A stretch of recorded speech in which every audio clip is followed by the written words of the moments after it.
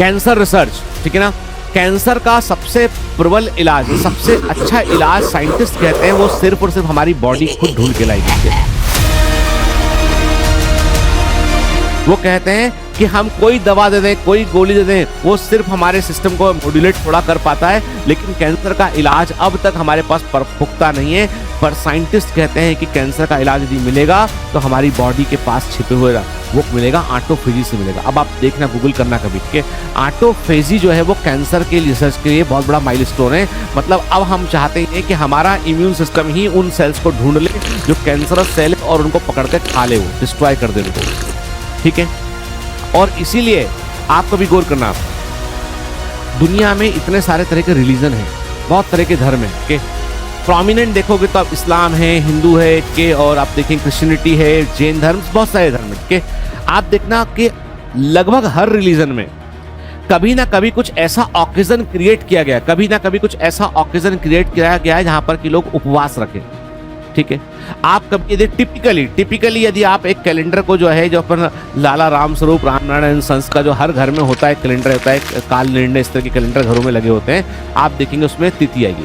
कभी मम्मी 11 का व्रत करती पाई जाएंगी, कभी मम्मी इसका इस तिथि का, कभी ये कभी वो, अरे हर उनको आपको देखना पड़ेगा कि ये अच्छा आज भी व्रत है, आज किस चीज का व्रत है, आज इसका व्रत है, कल किसका है, कल उसका व्रत है, परसों किसका है, 4 दिन बाद इसका, बट सावित्री का व्रत है, इसका ना उसका, तो आप नाम और कैलेंडर पूरा ऐसे ही भरा होगा, उसमें लिखा होगा बकायदा कि आज व्रत है, ठीक है। हर 4 चीज आपको भी गौर करना है। ये ऑब्जर्वेशन बड़े काम के हैं 4-8 दिन में। फिर आप देखोगे रमजान का महीना आता है भी, 1 महीने जो है वो दिन भर कुछ नहीं खाना आपको।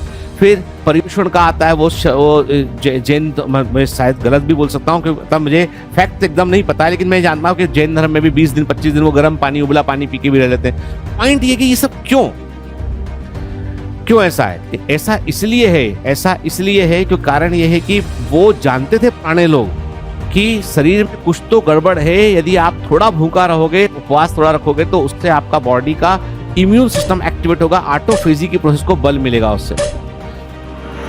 मेरे को एक मेडिकल कॉन्फ्रेंस में दुबई गया था, वहां पे मुझे कतर के एक कुवैत या कतर के एक डॉक्टर मुझे मिले और उन्होंने एक सेंटर बनाया हुआ है यहाँ पर वो ऑटोफेजी के आधार पर वो ट्रीटमेंट करते हैं पेशेंट का। वो कहते हैं पेशेंट शुरू में तो जो आ जाता है, लेकिन जब उसको खाना बहुत कम मिलता है, बॉडी स्टार्व कर रही होती है, बहुत गुस्सा करता है पेशेंट वो, ठीक है।